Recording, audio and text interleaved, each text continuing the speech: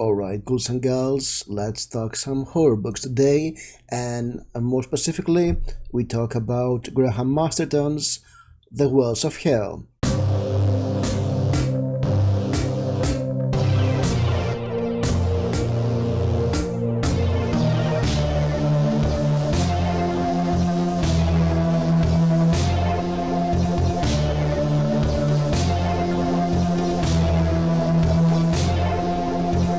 It is a book that was published in 1981, and it's from one of my favorite horror authors, Graham Masterton. I don't know if you're familiar with this kind gentleman. He is an elder statesman in horror.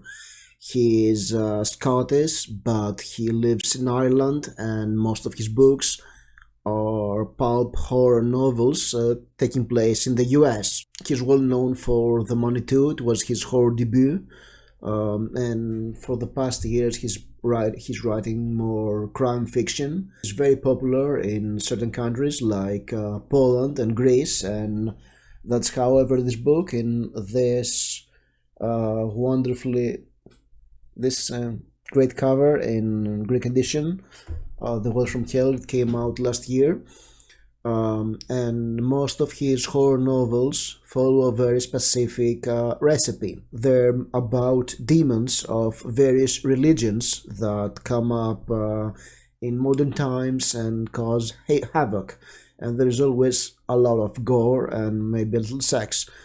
So yes, it's fun. It's pulpy 80s horror, and believe me, it's most of the time it's above average for pulpy 80s and 70s horror. And in this book, The Wells of Hell, he goes into the Cthulhu mythos. And the beginning is like a homage to The Color Out of Space, and I've stated before how much I love the story and why. But Graham Masterton doesn't go for the more intellectual side of the story. Instead, he is down and dirty. The book is narrated in first person by Martin, who is a plumber in a small Connecticut town. And before becoming a plumber, he used to be a psychology dropout and, sort of a loser. He has a cat that is named Percy, from Percy Shelley, of course. And the book starts with him going to a house that has some water problems. The water is coming out yellow and has a weird taste. So he takes a sample and goes to the local scientist, Dan, and his very hot assistant, Rita, which he is constantly hitting on with little success. At the beginning, Martin, our narrator, comes off super sleazy. He's constantly using dad jokes, but you know what? It's 1981. I guess dad jokes were hip back then. So he's hitting on Rita. She's not interested in him, but it's kind of fun how these two play out throughout the novel. And of course, there are a lot of dated pop culture references, because the $6 million man is not something you'll expect to have quoted to you in 2020. That's how dated the reference we talk about. Many of you are not aware who the $6 million man is. But the dad jokes and the dated pop culture references are not much of a problem, because very soon some bodies pop up, and they're not intact bodies. There is some violent death, and bodies exposed to the water he took from the house, from the well of this house, is transforming mice and kids into scaly abominations. And soon there are some crab people crawling in the dark. Some people have gone missing, and bodies start to appear mangled and torn limb from limb and missing their entrails, and all this lovely stuff you expect in a horror novel. The book, midway, it turns out into a super cheesy, pulpy, amazing B-movie fun. And this is what I was expecting starting this novel, and I got this in quantities I wasn't expecting. I loved it. I love this book. It was lots of fun. And let me tell you about Sis. And we'll use pizzas as an example. And I know when I talk about Graham Masterton novels, I often do junk food metaphors, and that's obvious. I view Graham Masterton books as comfort food, as some delicacies with very little nutrition value, but I enjoy. And let me tell you about cheese on pizza. You put way too much cheese on pizza, and the crust becomes soggy. Oh my god. Dripping in grease. The oil in there, look at the grease. That's gross. You put too little of it, and you can barely taste it. And you know, cheese is smelly, and it melts and can burn you if it's hot, and it's fatty and oozes oil, and it's not be something we love to eat, but we do. And that's how cheese is also in cheesy books or cheesy movies. It's wrong, but we love it. And this book has the right amount of cheese. I know how Graham Masterton made it, but this book is as cheesy as it should be, and this cheesiness makes it so tasty. I really love the main character. Yes, I said that at the beginning he comes off as unlikable, and you know what? At the midway point and onwards, he just steals the show, because he is half intellectual. He's a dropout from psychology, half a blue-collar worker, and he's 100% scared out of his mind because he's in the middle of a cosmic apocalypse, and he's over his head, and he's just joking so he doesn't crumble down and start crying or screaming or gets crazy.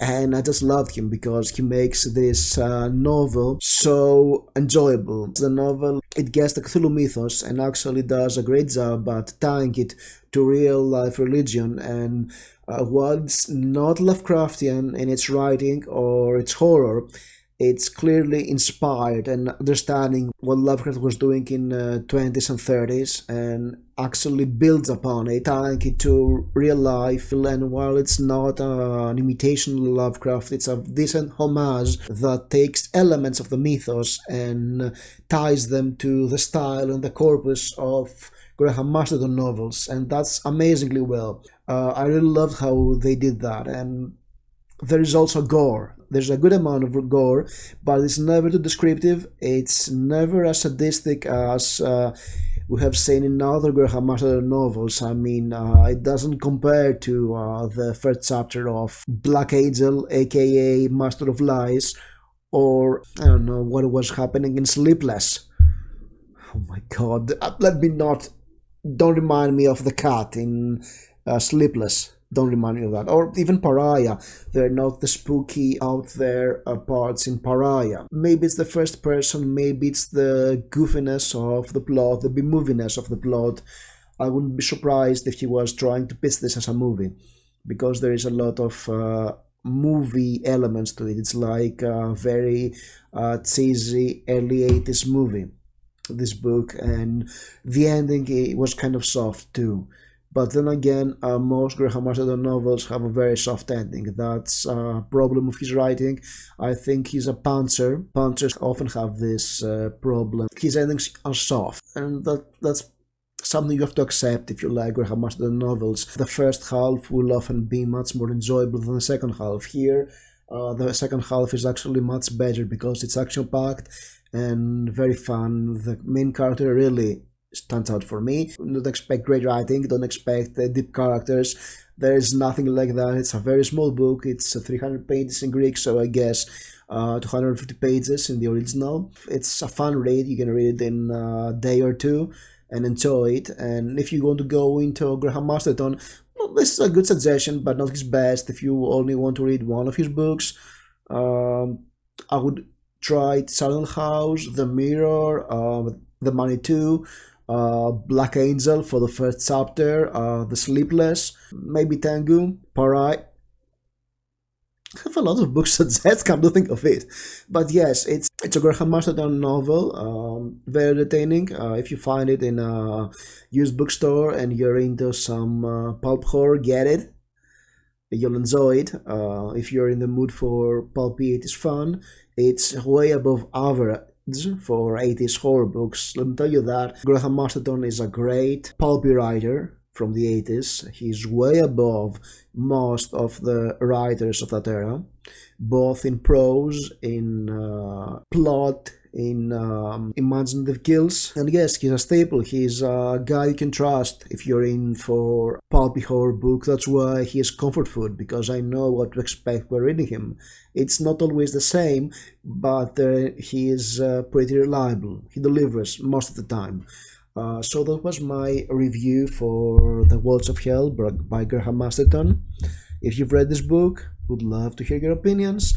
If you've read any Graham Masterton books, I'd love your opinion about those books. If you haven't read any Graham Masterton, read Graham Masterton. He's awesome. Press the like button, subscribe, so that this great horror author gets more visibility on YouTube. Share this video, and I'll see you soon. Don't forget, this Tuesday there is a live stream on Ian Lasley's channel, where me, Ian Lasley, and Robert Jones, the story detective, will talk about Gillian Flynn's sharp objects. We're waiting for you there.